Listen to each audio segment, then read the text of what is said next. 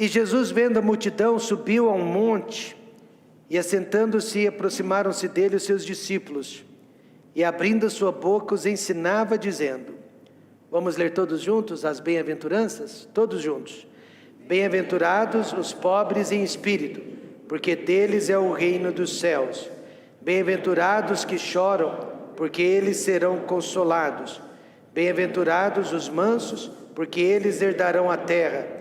Bem-aventurados os que têm fome e sede de justiça, porque eles serão fartos. Bem-aventurados os misericordiosos, porque eles alcançarão misericórdia. Bem-aventurados os limpos de coração, porque eles verão a Deus. Bem-aventurados pacificadores, porque eles serão chamados filhos de Deus. Bem-aventurados os que sofrem perseguição por causa da justiça, porque deles é o reino dos céus. Bem-aventurados sois vós, quando vos injuriarem e perseguirem, e mentindo, disserem todo mal contra vós por minha causa. Exultai e alegrai-vos, porque é grande o vosso galardão nos céus, porque assim perseguiram os profetas que foram antes de vós. Podem se assentar. O Sermão da Montanha, então, foi a pregação mais importante, mais famosa, que Jesus Cristo já anunciou sobre a face da terra. Porque quase não ouvimos falar sobre o Sermão da Montanha. Estou na igreja há mais de 40 anos, desde minha infância, e poucas foram as vezes que eu ouvi homens de Deus pregando sobre o Sermão da Montanha. Eu descobri por que se fala pouco sobre o Sermão da Montanha. Porque não é humano, não é natural. Tudo que nós acabamos de ler e ouvir não faz parte da nossa natureza. É algo muito sobrenatural e, portanto, muito difícil de ser obedecido. O tema central deste sermão foi sobre o Evangelho do Reino dos Céus, em contraste com o reino deste mundo. Como sabemos disso? Porque João o Batista veio antes de Jesus, pregando também sobre o reino dos céus. E porque essa expressão, reino dos céus, foi repetida várias e várias vezes aqui por Jesus Cristo, durante o Sermão da Montanha. Este sermão, ele pode ser dividido em 3 partes. Primeira, os cidadãos que fazem parte do reino dos céus. Aí a justiça, que faz parte do reino dos céus, e a exortação para adentrar no reino dos céus, para que todos façam parte deste reino. Mas o que significa a expressão, o reino dos céus? Quero que você saiba de antemão, que a expressão reino dos céus e o reino da terra, melhor dizendo, o reino dos céus e o reino de Deus, são a mesma expressão, tem o mesmo significado. É complicado, já vi pessoas tentando diferenciar reino dos céus do reino de Deus, mas é complicado diferenciá-los. Mateus usou a expressão reino dos céus, porque ele estava falando com os judeus, com seus conterrâneos, e os judeus, eles são relutantes quanto ao uso do nome de Deus. Quanto menos você citar o nome de Deus, melhor, porque o nome de Deus é muito sagrado para eles.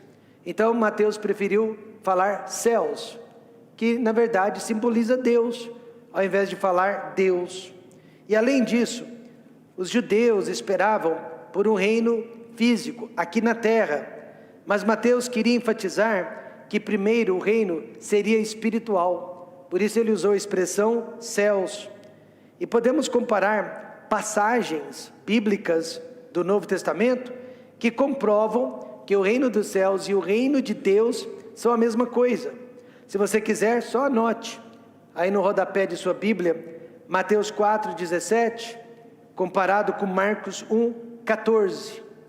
Aí você vai ver que estamos falando da mesma expressão. Mateus 5,3, comparado com Lucas 6,20. E Mateus 13,31, comparado com Marcos 4,30. E você vai ver que essas passagens estão falando, alternando a expressão reino de Deus, reino dos céus, reino de Deus, reino dos céus, mas falando do mesmo assunto. O reino dos céus não se refere como eu já disse, é um espaço físico, geográfico. Mas o reino dos céus simboliza a soberania de Deus. Em qualquer lugar que seja, Deus não precisa de um lugar físico para reinar. Ele reina em qualquer situação que seja. Por essa razão, Jesus, na oração do Pai Nosso, disse assim: venha o seu reino e seja feita a sua vontade, assim na terra como no... Então o reino de Deus, o reino dos céus, abrange todo o universo. Ele reina em todo e qualquer lugar do mundo.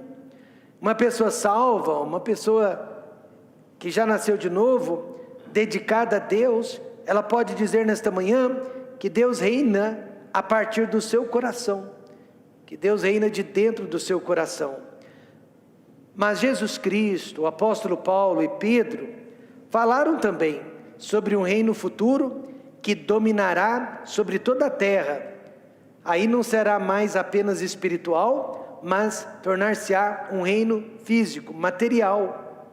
Aqui o sonho de Israel finalmente será realizado, porque até hoje o Israel ortodoxo, acredita que o seu Messias virá e reinará a partir de Jerusalém. E finalmente o sonho de Israel será realizado. E nós podemos citar várias passagens que mostram o futuro reino de Deus sobre a terra. Jesus falou sobre esse reino em Mateus 25, verso 34.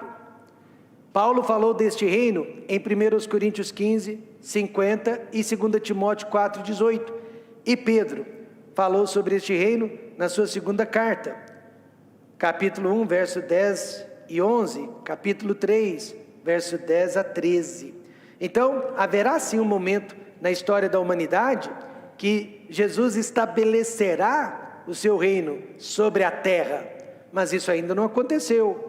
O reino dele ainda não é físico, ainda não é material, mas nesse exato momento ele está reinando a partir da nossa vida, amém, irmãos? Ele está reinando a partir do nosso coração. Seria correto dizer que o reino dos céus já existe entre nós, desde o dia de Pentecostes, né? Quando o Espírito Santo desceu sobre os irmãos em Cristo, desceu sobre a igreja. Então podemos dizer que o reino de Deus, o reino dos céus, existe neste momento através da igreja. Mas este reino será físico no futuro através de Israel. Olha só a diferença. Espiritual através de nós, a igreja, que somos os gentios, mas será físico um dia, será material através da nação de Israel. O importante é fazer parte deste reino, amém, irmãos? E fazer parte dele agora e depois também. Você já faz parte deste reino? Mas como que eu posso fazer parte deste reino? Jesus disse: na verdade te digo, que aquele que não nascer de novo, não pode ver o reino de Deus. Para fazer parte deste reino, você precisa nascer de novo. Isso quer dizer ser salvo, ser regenerado. Provavelmente, as pessoas perguntavam para João Batista e para Jesus: quem fará parte do reino dos céus? Quais serão os benefícios de fazer parte do reino dos céus? Primeiro, vamos responder a essas duas perguntas. Quem fará parte do reino dos céus? E quais serão os benefícios para quem faz parte deste reino? Hoje de manhã, acho que nós vamos ficar só na primeira pergunta. Quem fará parte do reino dos céus? Veja, irmãos, as qualidades exigidas de seus cidadãos. As qualidades exigidas de seus cidadãos. Ou seja, não é qualquer um que pode realmente fazer parte do reino de Deus. Você se lembra dos 7 dons espirituais de Romanos, capítulo 12? Aqueles dons são individuais. São dons que você recebeu no ato da sua salvação. Você o tem, você o possui. Se você o está usando, é outra história. Mas Deus te deu um dom espiritual para que fosse usado em benefício da igreja, do corpo de Cristo. Se ele está sendo usado ou não, isso é entre você e Deus. Mas você tem um dom espiritual. Já as beatitudes, as bem-aventuranças são qualidades interligadas. Nós precisamos possuir todas elas. Enquanto que na lista dos dons espirituais, você precisa de um você o tem, um você possui, os outros você pode desenvolver. No Sermão da Montanha, todas as qualidades são interligadas. Nós precisamos possuir todas elas em nossas vidas, principalmente na nossa vida espiritual, porque todas elas fazem parte do reino de Deus. Trata-se de testemunho, não de salvação. Trata-se de ação e não de sentimentos abstratos. As beatitudes são qualidades visíveis, são qualidades externas que podemos contemplar na nossa vida e as pessoas podem contemplar em nós também. Por isso que se trata de testemunho.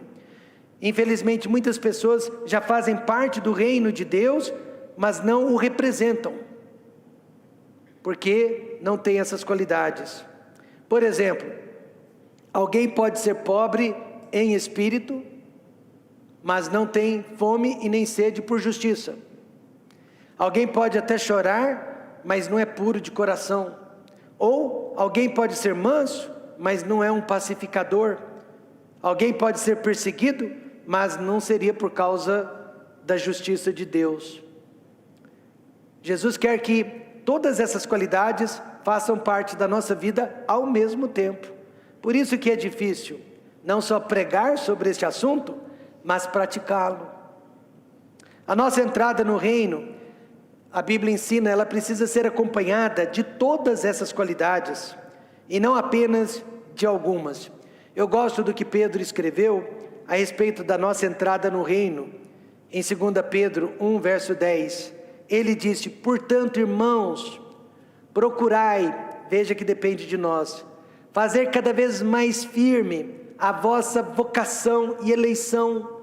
Por quê? Fazendo isto, nunca jamais tropeçareis, porque assim vos será, olha a expressão, amplamente concedida a entrada no reino eterno de nosso Senhor e Salvador Jesus Cristo. Então Pedro, ele nos incentiva a adquirir todas essas qualidades, porque assim a nossa entrada no reino será muito ampla. Devemos fazer disso algo muito grande e não pequeno. Mas quem são os cidadãos do reino dos céus? Jesus citou vários tipos de pessoas que podem fazer parte deste reino. Primeiro, os pobres de espírito, ou pobres em espírito. Quem são eles?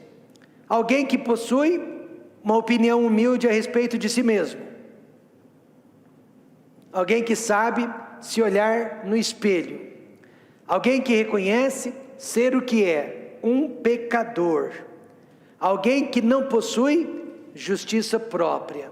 Alguém que reconhece que a salvação só é possível através da graça e da misericórdia de nosso Deus.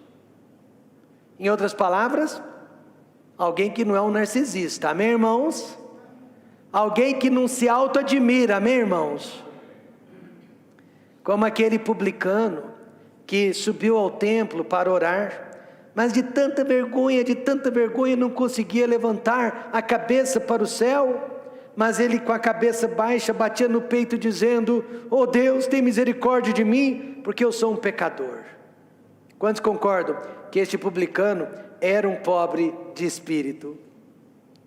O oposto de ser um pobre em espírito é ser orgulhoso de coração, como aquele fariseu que também subiu ao templo para orar, mas ele não só se aproximou do altar com toda a coragem, como também ele jogou na cara de Deus todas as coisas boas que ele fazia e todas as coisas ruins que o publicano fazia. Ele disse para Deus: eu não adultero, eu não mato, eu não roubo, eu ainda entrego os meus dízimos e não sou como este publicano. As igrejas, esta daqui e os nossos lares, estão precisando de pobres de espírito, e nós não precisamos do oposto, porque é o oposto que tem causado dissensão, é o oposto que tem causado problemas entre os casais. Nós precisamos de pobres de espírito para que haja paz dentro de nossas portas. Aí Jesus citou os que choram.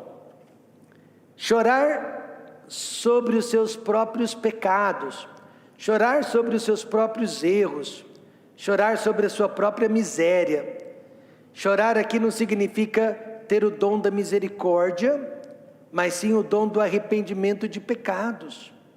Quando foi a última vez que eu ou você choramos pelos nossos erros, pelos nossos próprios pecados? Não pelo pecado de outros, né? Nós somos rápidos em enxergar o pecado de outros, mas os que choram estão enxergando os seus pecados, os seus próprios erros. Como o rei Davi, irmãos, que chorou amargamente depois que caiu no pecado de adultério, ou como Pedro, que chorou amargamente depois de ter negado a Jesus Cristo. Precisamos chorar sobre os nossos pecados e parar de acusar as pessoas e de jogar nossa culpa sobre outras pessoas. Observe a conexão entre essas qualidades. Quem não for pobre de espírito, jamais conseguirá chorar por seus próprios pecados. É por isso que, diferentemente dos dons espirituais, as beatitudes, as bem-aventuranças estão interligadas. E você depende de uma para executar a outra. Quantos estão entendendo isso? Então nós temos que buscar essas qualidades na nossa própria vida. Pobres de espírito, nós temos que chorar pelos nossos pecados, e aí Deus nos leva para, digamos assim, um terceiro nível espiritual, que seria os mansos.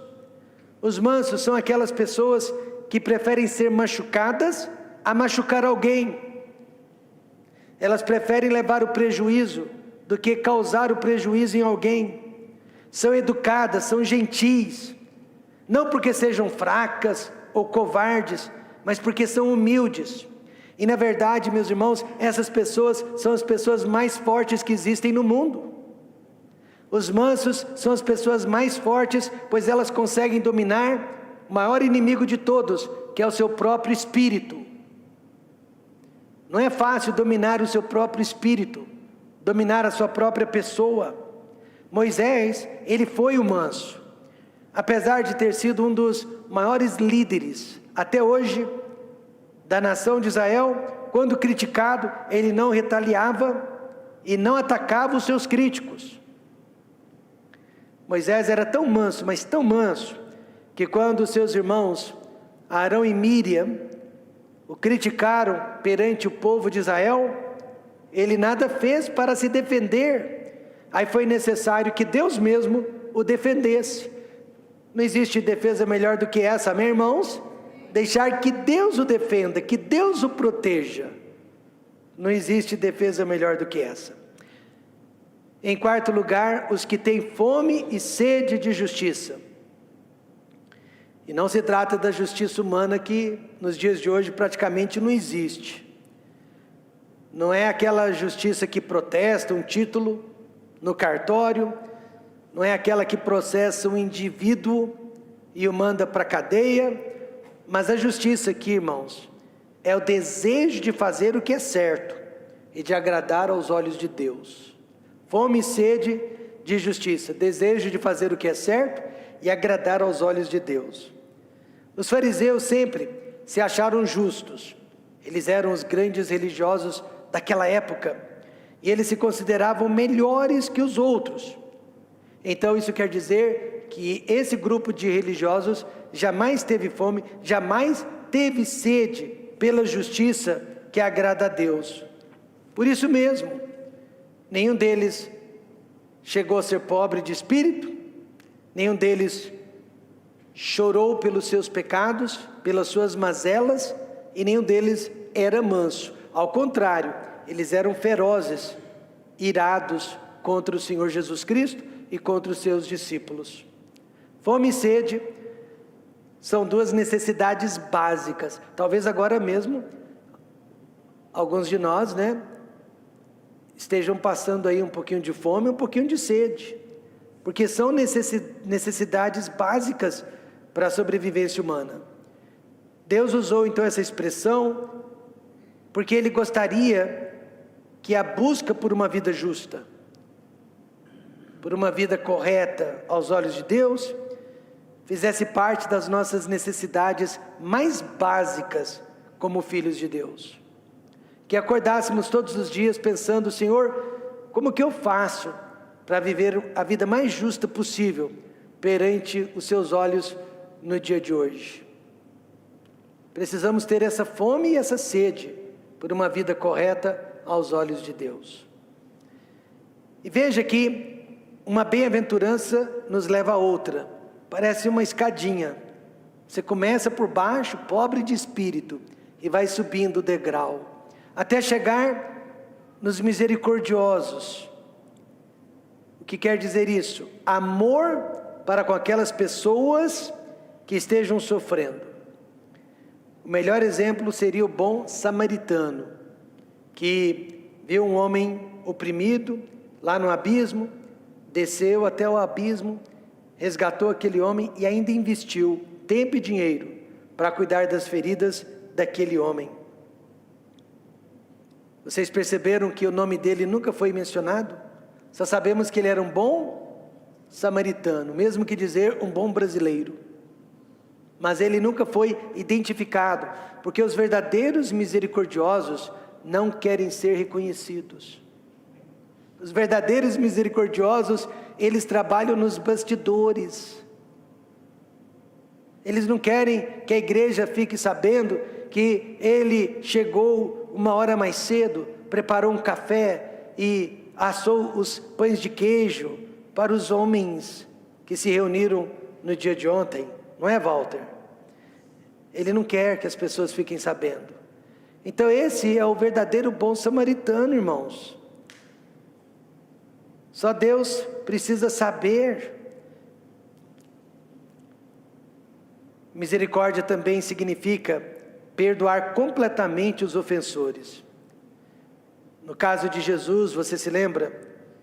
Ele perdoou todos os homens a partir da cruz do Calvário. Estevão, primeiro mártir da igreja, perdoou aquelas pessoas que o estavam apedrejando. Jesus ensinou que sem esse tipo de perdão não adianta nem orar, não adianta buscar a face de Deus. Se o seu coração estiver carrancudo e irado ou amargurado contra alguém, nem adianta orar. É necessário que você libere perdão para que as suas orações subam ao céu. Mateus 6,15: se porém não perdoardes aos homens as suas ofensas, também vosso Pai vos não perdoará as vossas ofensas. Eu estou exagerando? É o que está escrito. Falta de perdão talvez seja o maior obstáculo atrapalhando a nossa vida de oração. Por isso que a oração não passa do teto. Por isso que você não está sendo vitorioso no seu lar, na sua casa, no seu trabalho, na sua igreja, ou em qualquer outro projeto de sua vida. Essa virtude da misericórdia só pode ser alcançada quando entendemos o quanto Deus tem sido misericordioso para conosco. O pobre de espírito, ele reconhece quão misericordioso Deus tem sido para com ele, e por isso automaticamente ele se torna um misericordioso também. Porque enquanto eu estou perdoando 10 mil reais de dívida do Felipe, Deus perdoou 100 milhões de reais de dívidas que eu tinha para com ele. Em sexto lugar, os limpos de coração. Quer dizer, singeleza de coração. Coração transparente, nada a esconder. Eu vou dizer algo para vocês, mas por favor não me levem a mal. E se me levar a mal também, não tem problema. Mas se eu estou andando na rua e alguém grita: pega ladrão! Eu vou perguntar: sou eu? Tanto quanto eu saiba, eu não roubo, mas eu vou ficar na dúvida. porque apesar de eu não ser um ladrão, eu seria capaz de ser um ladrão. E só essa capacidade já me transforma num grande pecador. Então é preciso de um coração limpo, singelo, transparente, nada a esconder. Coração que não permite que pensamentos críticos e maldosos controlem a nossa percepção sobre as pessoas ao nosso redor, mas oferece sempre o benefício da dúvida. Eu sempre ensinei, não é, Wesley, que eu prefiro errar acreditando nas pessoas erradas do que errar duvidando das pessoas certas. Já fui decepcionado e enganado muitas e muitas vezes na minha vida, no meu ministério. Não tem problema, prefiro assim do que se eu tivesse agido fora de hora, de antemão contra aquelas pessoas. A Bíblia diz que é importante que haja heresias entre nós, para que conheçamos as pessoas. Então, Deus não me chamou para evitar heresias. Deus não me chamou para evitar divisão dentro do corpo de Cristo. Deixa acontecer, porque é através dessas heresias que a igreja se autopurifica. Amém, irmãos? Quantas vezes pessoas já vieram para mim: eu não te avisei, pastor Rômulo? Eu não te disse, pastor Rômulo? A única coisa que eu respondo é: você me avisou. Mas Jesus sabia de antemão que Judas o iria trair. E o que Jesus fez a respeito disso? Responda alguém. De novo, nada. Eu que não sou onisciente vou fazer? Deixe acontecer.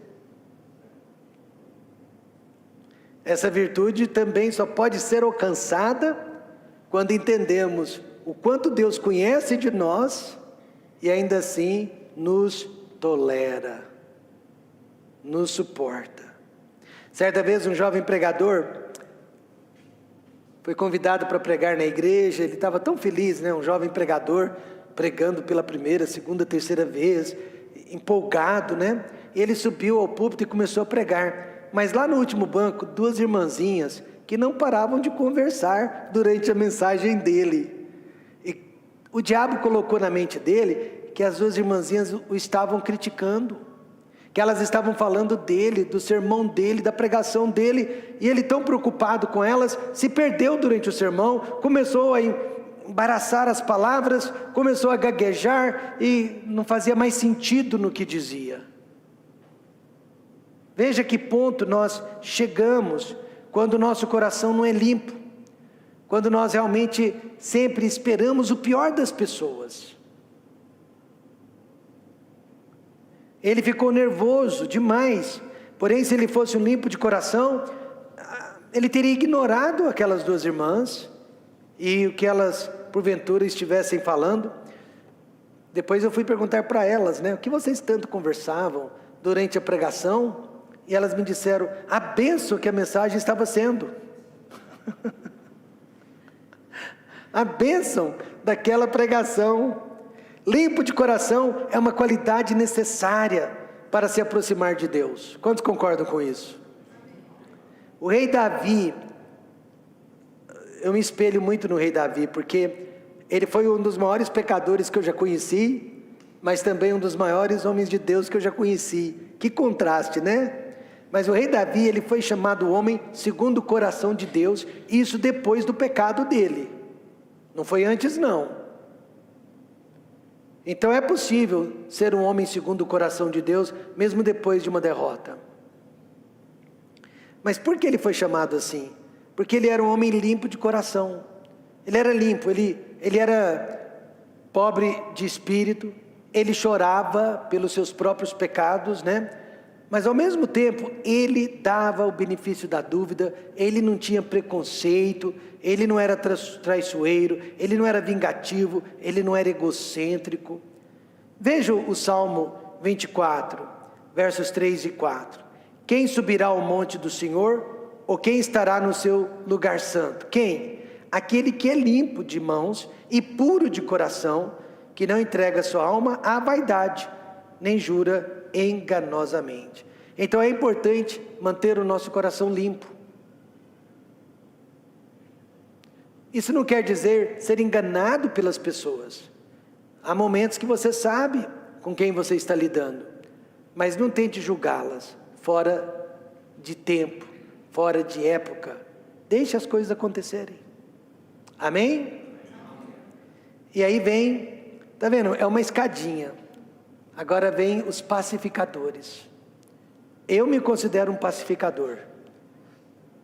Nós estamos no ministério há mais de 30 anos, vai fazer 30 anos, nunca tivemos o que a gente chama de dissensão, ou igreja se separando e formando outra igreja. Nós nunca tivemos brigas nas nossas assembleias. Isso é um milagre, não é, Walter? É um milagre, não é, Cleto? Nós já vimos brigas até na nossa própria igreja, né, Cleto? O Walter, então, me contou de cada história. Brigas mesmo. Aí você se pergunta, onde que estão os pacificadores? Pessoas dedicadas à paz, porque elas estão seguindo o príncipe da paz. Paulo deixou bem claro que paz é resultado de trabalho. Ela não vem por um acaso. Então é preciso relevar, fazer de conta que não estamos vendo, e principalmente sofrer a perda, na maioria das vezes, para manter paz com as pessoas ao nosso redor. Romanos 12:18 diz isso: se for possível, quanto estiver em vós, tende paz com quem? Todos os homens. E olha, esse sofrer a perda é ilusório. Parece que você está sofrendo a perda, mas no final das contas quem sofre é o outro. Porque você nunca sai perdendo fazendo a vontade de Deus. Em oitavo lugar, os que sofrem perseguição por causa da justiça. E olha que nós estamos vivendo numa época que nós estamos praticando essa bem-aventurança.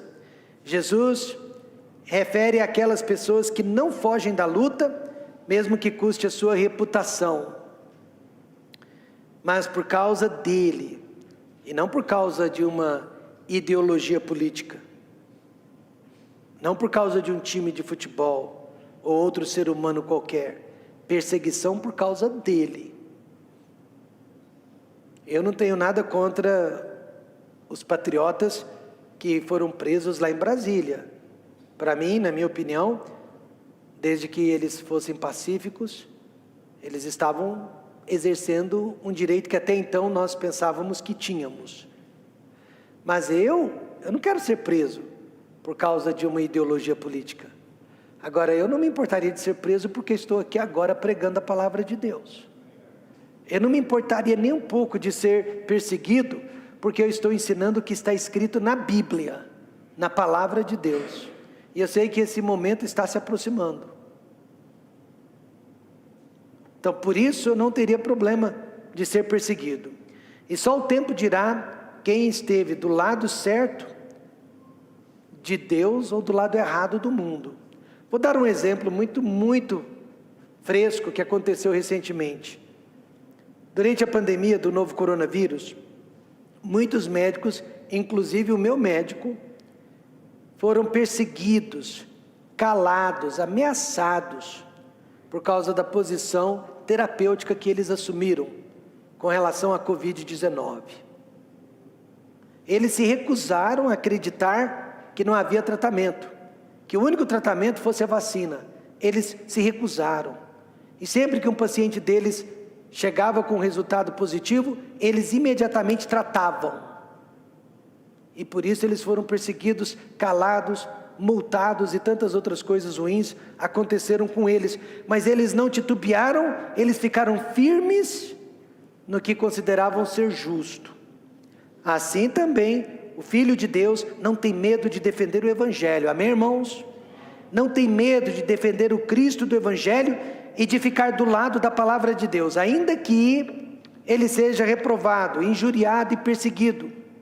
Mas por causa de Cristo, veja o verso 11: bem-aventurados sois vós quando vos injuriarem e perseguirem e mentindo, disserem todo mal contra vós por minha causa. por minha causa, vamos sofrer por causa dele, não por causa de fulano, beltrano, cicrano, não por causa de uma sigla, mas por causa dele. Esses são os cidadãos que compõem o reino dos céus. Eu acho que eu posso resumir tudo isso: homens e mulheres cheios do Espírito Santo, amém? Porque uma pessoa cheia do Espírito Santo geralmente irá possuir todas essas qualidades que Jesus acabou de listar para nós. Na verdade, Gálatas 5:22 é um resumo maravilhoso sobre o Sermão da Montanha. Vamos ler juntos? Gálatas 5:22, olha, estamos terminando na hora certa. Veja que esse versículo é um resumo das bem-aventuranças. Vamos ler juntos? Mas o fruto do Espírito é amor, gozo, paz, longanimidade, benignidade, bondade, fé, mansidão, temperança. Pastor, eu quero ser cidadão do reino de Deus, eu quero possuir todas essas qualidades. Seja uma pessoa cheia do Espírito Santo. Andai em espírito, e não cumprireis os desejos da carne. Procura ser cheio do Espírito Santo, e deixe que essas coisas vão acontecer com naturalidade na sua vida. Amém?